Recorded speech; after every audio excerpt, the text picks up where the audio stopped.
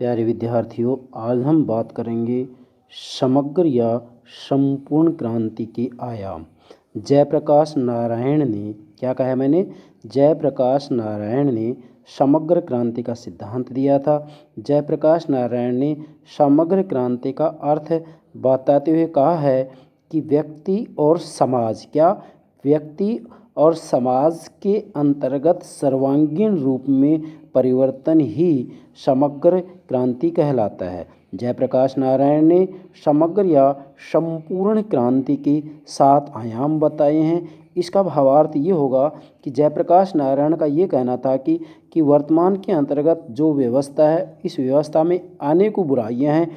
इन सभी बुराइयों को दूर कर करके और एक नई व्यवस्था की स्थापना होना अति आवश्यक है। अब नई व्यवस्था की स्थापना हो, इसके लिए जयप्रकाश नारायण जी ने 7 आयाम बताए हैं। 7 आयाम अर्थात जयप्रकाश नारायण का कहना था कि इन 7 व्यवस्थाओं में परिवर्तन होना अति आवश्यक है, जिसे कि इन्होंने 7 आयाम की संज्ञा दी है।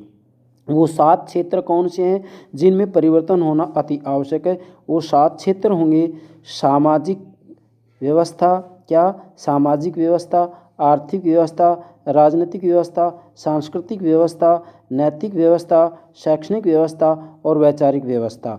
इन्हीं जयप्रकाश नारायण ने समग्र या संपूर्ण क्रांति के 7 आयाम की संज्ञा दी है। पुनः दोहरा रहा हूँ, 7 आयाम कौन कौन से हैं प्यारे विद्यार्थियों? 7 आयाम बताए हैं जयप्रकाश नारायण ने।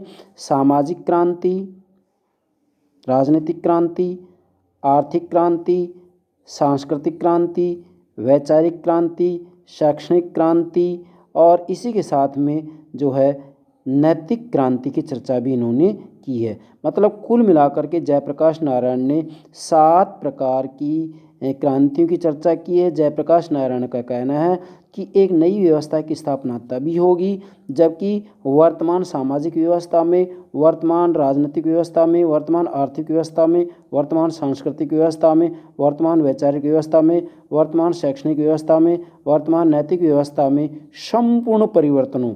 जयप्रकाश नारायण का कहना था कि जब तक इन 7 व्यवस्थाओं में, इन 7 क्षेत्रों में समग्र रूप में परिवर्तन नहीं होगा, तब तक एक आदर्श व्यवस्था की स्थापना नहीं हो सकती।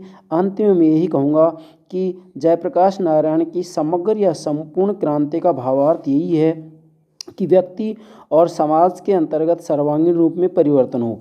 व्यक्ति के जीवन के प्रत्येक क्षेत्र में और समाज के प्रत्येक अंग और पक्ष में सर्वांगीण परिवर्तन ही जयप्रकाश नारायण की समग्र या संपूर्ण क्रांति कहलाती है।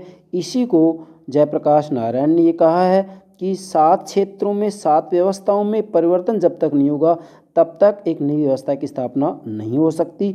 यही जयप्रकाश नारायण के समग्र क्रांति के 7 आयाम कहलाते हैं। पुनः दोहरा रहा हूँ एक बार 7 आयाम, यस नोट कीजिएगा। सामाजिक आयाम या सामाजिक क्रांति, सामाजिक क्रांति, आर्थिक क्रांति, राजनीतिक क्रांति, सांस्कृतिक क्रांति, नैतिक क्रांति, वैचारिक क्रांति, शैक्षणिक क्रांति, ये 7 प्रकार की क्रांतियों की चर्चा जो है जयप्रकाश नारायण ने की है। तो मुझे पूरा विश्वास है आप जयप्रकाश नारायण के क्रांति के 7 आयाम को अच्छे से समझ गए होंगे। धन्यवाद।